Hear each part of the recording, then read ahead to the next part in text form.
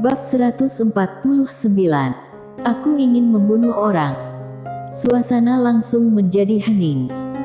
Mileye memegang pedang keindahan spiritual berdiri di depan Hans Ling dan lainnya. Pedang keindahan spiritual memancarkan cahaya pedang yang terang.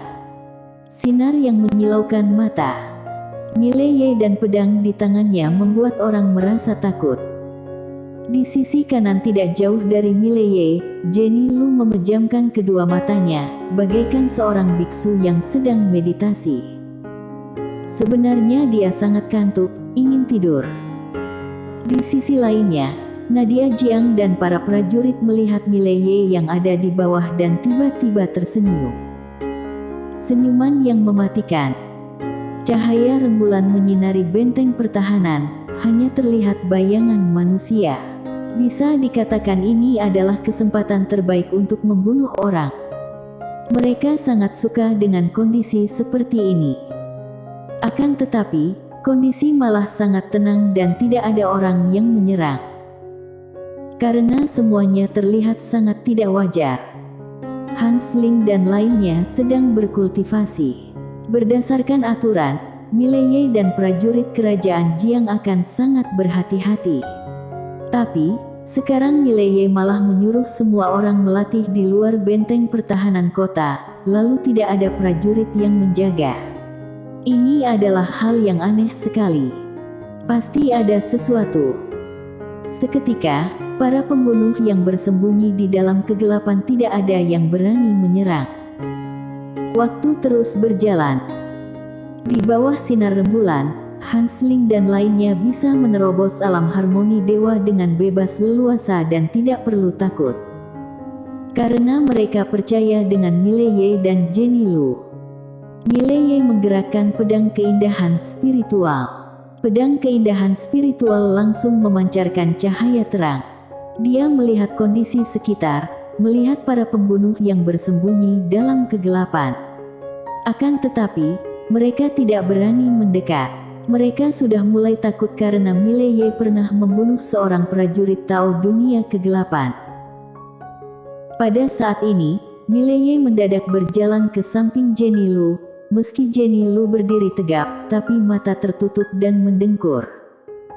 Mileye langsung tak berdaya, dia menarik baju Jenny Lu, "Jangan ketiduran, serius sedikit." Jenny Lu hanya senyum, lalu tidak memedulikan Mileye terus melanjutkan tidurnya. Mileye merasa wanita ini sedikit tidak bisa diandalkan. Mileye berjalan ke samping, seolah-olah sangat bosan dan mendadak mulai latihan pedang. Gerakan sangat sederhana, hanya menusuk, mengayun, menebas. Gerakan yang biasa ini langsung berubah ketika dia keluarkan. Sekarang dia adalah master Tao pedang, memiliki penguasaan yang istimewa dengan jurus pedang.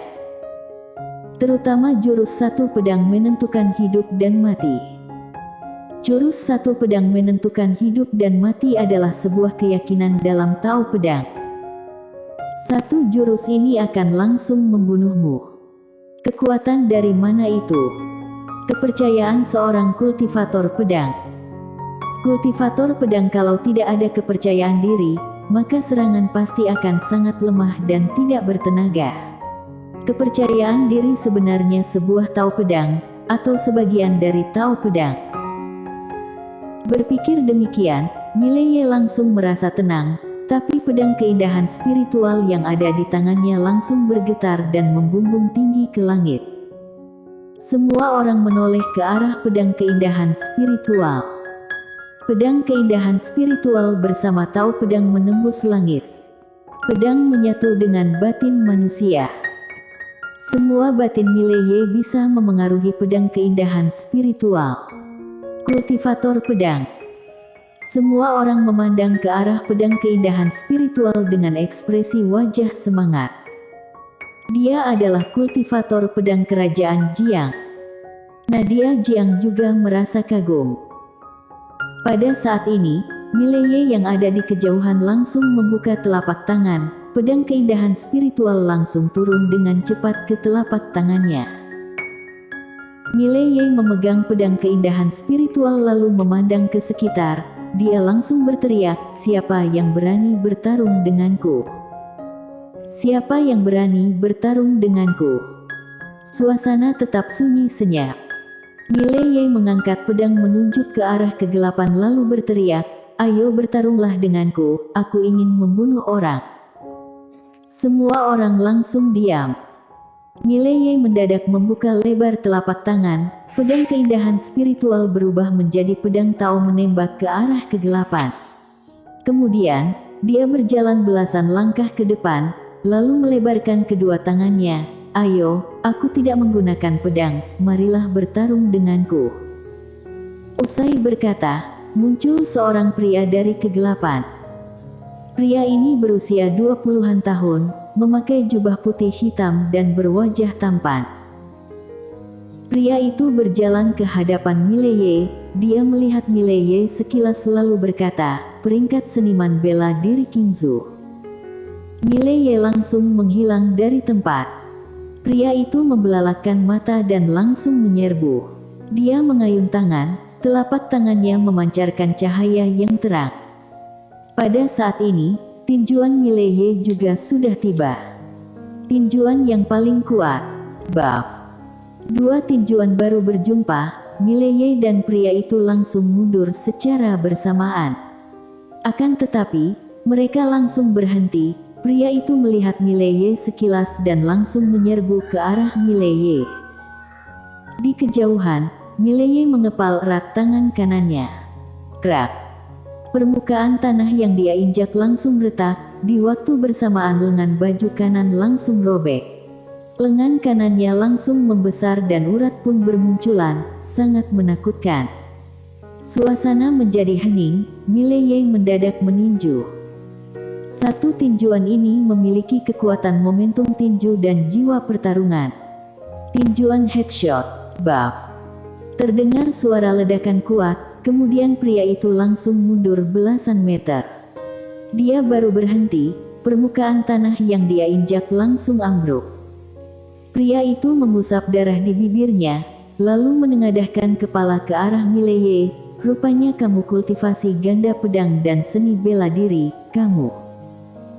Mileye mendadak menghilang dari tempat. Pria itu membelalakkan mata dan mengelak. Tapi, dia baru saja mengelak, tempat sebelumnya langsung muncul lubang besar. Dia masih belum berhenti, Mileye sudah muncul di hadapannya dan menendang ke arah pria itu. Satu tendangan ini memiliki angin yang kuat, langsung membuat pakaian di badannya langsung robek. Ekspresi wajah pria itu langsung berubah, karena sudah kehilangan keseimbangan, dia hanya bisa menahan. Buff. Pria itu langsung terhempas belasan meter ke belakang. Mileye mendadak menyerbu, bagaikan harimau sedang memangsa, sangat cepat. Ketika Mileye hanya berjarak 5 meter dengan pria itu, Mileye langsung berhenti dan meninju. Buff. Sebuah panah yang ada di hadapan Mileye langsung hancur, dia langsung mundur beberapa meter dan kepalan tangannya pun terluka. Mileye menengadahkan kepala melihat ada seorang menggunakan panah membidiknya dalam kegelapan. Pria yang ada di belakangnya sudah mulai menjaga jarak dengan Mileye. Pria itu membelalakkan mata dan mulai ketakutan. Pada saat ini, Mileye mendadak mengulurkan tangan kanan, pedang keindahan spiritual yang menancap di tanah langsung terbang ke tangannya. Melihat kondisi ini, pria yang ada di belakangnya langsung kaget dan ingin kabur. Tapi, Mileye sudah muncul di hadapannya. Jurus satu pedang menentukan hidup dan mati. Ketika melihat jurus ini, pria itu langsung putus asa. Akan tetapi, dia masih ingin hidup. Di masa krisis, dia mengeluarkan energi misteri untuk menahannya. Teknik seni bela diri alam bumi. Satu serangan ini langsung membuat permukaan tanah yang diinjak ambruk. Bisa dikatakan, meskipun Master Alam Harmoni Dewa juga tidak akan bisa menahan serangan ini. Setelah itu, pedang Mileye langsung seraas. Pedang keindahan spiritual memenggal lengan kanan pria itu. Seraas. Kemudian, kepala pria itu juga putus. Ketika kepala jatuh ke lantai, Mileye mendadak berbalik badan dan membuka lebar matanya. Seraas, seraas. Dua cahaya pedang langsung menembak keluar. Anak panah perak yang ada di hadapannya langsung hancur. Mileye mengayunkan tangan kanan, cincin penyimpanan milik pria itu terbang ke telapak tangannya. Tak disangka memiliki 3 buah senjata spiritual kualitas super, juga ada ratusan ribu batu spiritual kualitas super dan 7 jutaan koin emas. Dia mendapatkan sedikit kekayaan. Mileye menyimpan cincin penyimpanan. Mileye menoleh arah lain. Dia merasakan ada orang yang sedang membidiknya dengan anak panah di dalam kegelapan. Seharusnya, bukan hanya ada satu orang. Dunia kegelapan dan Akademi Changmu tidak akan menyerah. Karena Hansling dan lainnya mencapai alam harmoni dewa, bagi mereka adalah sebuah bencana besar. Mileye tahu jelas hal ini. Oleh karena itu, dia tahu dunia kegelapan dan Akademi Changmu bahkan kerajaan Dayun pasti akan mulai bertindak. Dia tidak ada pilihan lain, hanya bisa bertarung dengan mereka. Setelah Mileye menyimpan cincin penyimpanan ini, dia berjalan ke samping Jenny Lu. Jenny Lu masih tertidur. Ini alasan kenapa Mileye merasa tak berdaya. Dia memiliki mental yang kuat. Mileye yang mengakhiri pertarungan ini, suasana kembali hening. Aura Hansling dan lainnya mulai semakin kuat. Hansling dan lainnya adalah master alam mahir gaib puncak, sudah memiliki bakat dan pondasi yang kuat. Setelah memakan pil harmoni dewa, mereka pasti bisa mencapai alam harmoni dewa. Tentu saja masalah terbesar adalah apakah mereka bisa selamat mencapai alam harmoni dewa. Mileye melihat Hansling dan lainnya sekilas. Tangan kanannya mengepal erat pedang keindahan spiritual. Jika mereka dalam bahaya, maka Mileye adalah orang pertama yang akan mempertaruhkan nyawa melindungi mereka. Waktu terus berlalu, matahari akan segera terbit. Sebelum matahari terbit adalah kondisi yang paling bahaya. Sekarang langit masih gelap. Mileye dan Jenny Lu berdiri di depan Hansling dan lainnya dengan ekspresi wajah datar. Tiba-tiba, ada sedikit keributan dalam kegelapan. Mileye menarik baju Jenny Lu, "Kak, cepat bangun, mau kelahi."